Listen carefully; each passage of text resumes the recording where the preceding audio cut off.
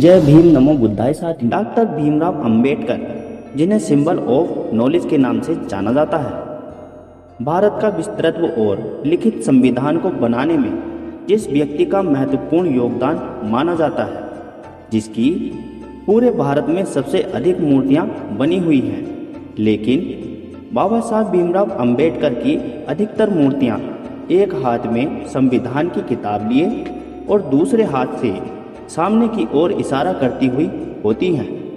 तो दोस्तों, क्या आप जानते हैं कि बाबा साहब की मूर्ति में उंगली का क्या रहस्य है? आइए जानते हैं बाबा साहब की उंगली का महत्व। आखिर बाबा साहब क्या इशारा कर रहे हैं? तो जानते हैं इसे एक कहानी के माध्यम से।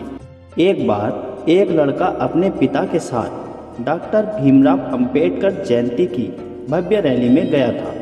वापस घर आने पर उसने अपने पिता से प्रश्न पूछा कि पिताजी, बाबा साहब हमेशा सूट बूट में क्यों रहते थे?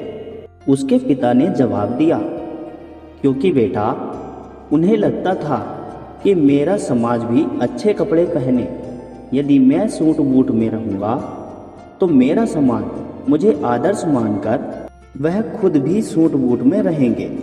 फिर लड़का पूछता है, पिताजी, बाबा साहब के जेब में हमेशा पेन क्यों रहता था? उसके पिता कहते हैं, पेन रखने का मतलब है पढ़ना लिखना ही सबसे ज़रूरी काम है।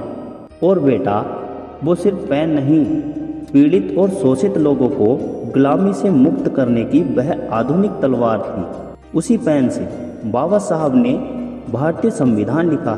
लड़का कहता है, पिताजी, आखिरी प्रश्न पूछता हूँ, बाबा साहब ने उंगली क्यों दिखाई है और हाथ में कौन सी किताब है? उसके पिता बोलते हैं, बेटा, बाबा साहब के हाथ में जो किताब है उसका नाम है भारतीय संविधान। इस संविधान से सभी को स्वतंत्रता, समानता, बंधुत्व और सबसे बड़ी बात न्याय मिलता है, वरना खुलेआम ब्राह्मणवादी, मनुवादी शोषण और अत्याचार करेंगे। और बेटा, बाबा साहब ने जो उंगली दिखाई है उसका मतलब है तुम इस देश के शासक बन सकते हो। अगर इस संविधान को सही मायने से अमल में लाना है तो योग्य लोग संसद में आने चाहिए।